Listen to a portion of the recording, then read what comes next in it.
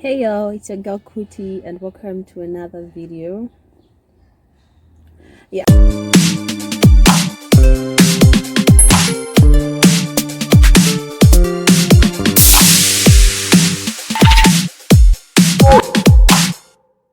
So it's your girl Kuti and welcome to another video. Sorry if you hear some background sounds and all that stuff. I'm filming today's video from the car. But yeah, as you've seen from the thumbnail, today's video is just going to be about 10 habits that I feel like people should leave behind in 2020 as you get into 2021. Because you know, like 2021 we're slaying, 2021 is like time to achieve our goals. And yeah, so what actually made me film this video is I've had a lot of people ask me questions on how I say kutty kuwaha, on how I try to stay positive and stay away from, you know, so much negative energy. And you know, because life can get a bit overwhelming sometimes and you just need that break. Like you just need that break and just like sit back and all that stuff. So yeah, I was like, let me just film a short video and answer some questions, because I keep on DMing people and making phone calls and all that stuff, and I figured like maybe if I put it in one video it might be a bit easier and it might help someone out there. So yeah, here we go. Yeah, so I'm just going to start with the main question that I get a lot, which is how I handle pressure with kutty kuwaha.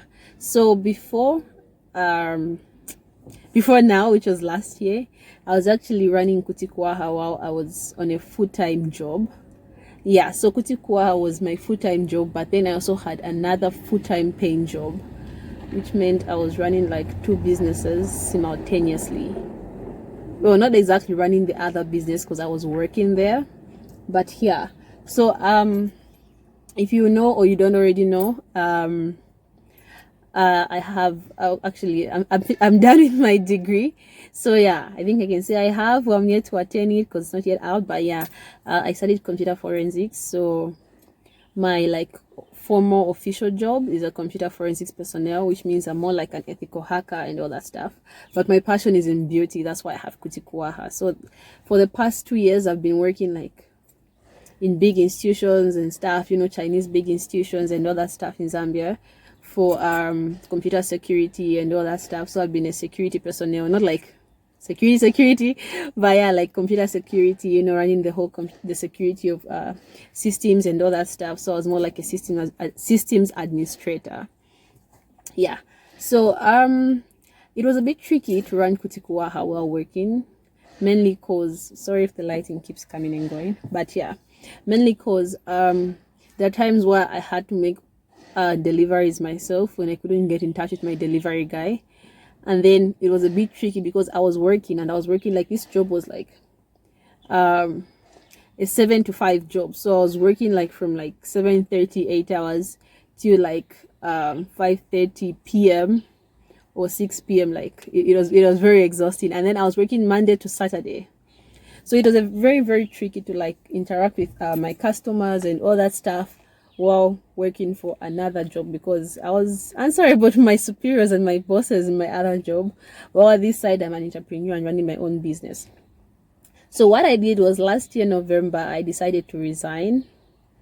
Well, I actually feel like I retired because I don't think I want to go back working, but I resigned and I decided to like take up my whole kutty kuwaha on a whole other personal level.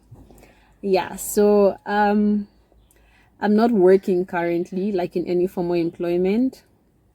I'm running kutty kuwaha for this period of time. I just want to like concentrate on the business and grow it and see how far we can go, because like our products are bomb. Okay, sorry, there's a car passing, but yeah, our products are bomb. So you know, yeah, I just wanted to like concentrate on the whole business and just make sure we have everything running and all that stuff. Yeah. So let me not bore you into all that stuff, but yeah. And then the other thing that I noticed was, or the question that I get a lot is how I managed to get in touch with clients or customers. So I've used my social media very, very effectively. You know, social media can either like build your business or destroy your business, depending on how well you interact with your clients, your customers, and you know, and all that stuff. So yeah, I have a business page on Instagram and on Facebook, and I have my personal page as well on Instagram and on Facebook. So I use both platforms to advertise the products, to like tell people what new products we have in stock and all that stuff. So yeah, those are the platforms I usually use for like the business and all that stuff. Oh, and guys, so if you do realize that I'm wearing the same dress that I did in my other video, actually it's not the same day, but it only clicked once I started filming that this is the same dress I wore the last time I was filming. I didn't plan on filming today, but then I've been in the car for so long waiting for my mom, so it's like, let's just film something short. Yeah. So as I was saying, like I feel like if you're somebody who's running a very small business and yeah, it's a startup, like and you've got like a minimal amount of followers, use that platform as your advertising platform, because that's where you're going to reach out to people. That's where people are going to know about your products. That's where people are going to gain trust from you. Just post some short videos, get back to clients when they ask questions, be as kind and polite as possible, because at the end of the day, just picture yourself as a client, and if you're asking somebody, maybe you're asking somebody for how much something is, you know, you want to know the price and all that stuff. So yeah, that's kind of how I get through to my customers and my clients and everything. And that's some advice I would give you if you're about to start a business of your own. I've only been in business for 6 months, but these are things that I have learned and have built on. Another part is, how do I stay positive? And how do I just like keep my mind fresh and all that stuff, you know, because there's so much going on. There's the coronavirus going on, like social media is just so overwhelming and all that stuff. But yeah, this is what I usually do, guys. So like for my business and just for myself on a personal level, I usually stay away from social media as much as I can. Like the only time you find me on social media is maybe when I'm watching like beauty influencers on YouTube, or you know, like beauty videos and stuff. But I stay away from all drama, like whatever way possible I can. I just stay away from drama, because I feel like if you consume yourself with drama, you don't really have time to pay attention to yourself, because everything around you is just like moving so fast. You know how drama can get overwhelming and all that stuff. So I just like cut myself out. And I'm not a very, very social person. I'm more of an introvert. I can actually stay in the house for like months and weeks and years, as long as I have nothing to do outside. I'm really not affected. So that's kind of how I keep my mind positive and all that stuff. And then there are times where I feel like I'm still overwhelmed and everything, so I just decide to like completely go off social media, which I know is a bit bad because I'm a business person. But then when I do go off social media, I just go off like on my personal accounts and everything, but then my business accounts are still running. So if you still want to get to me and all that stuff and get to KUTTY KUWAHA, we still have our business accounts running. But yeah, I feel like it's good to just take a break from social media at times, because social media can be so overwhelming. Like, oh my goodness, like it can really get overwhelming and get the best of you. So I do take a break from social media. Like I just step back and all that stuff. And yeah. And then what else should you leave behind in 2020? I feel like if you are starting up a business, leave the idea that your friends are automatically supposed to support your business. Okay, so let me just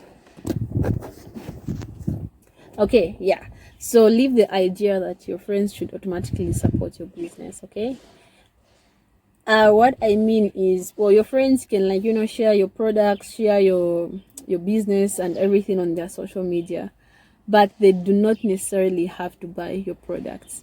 And it doesn't matter. It doesn't mean just because they are your friends they automatically have to buy what you're selling.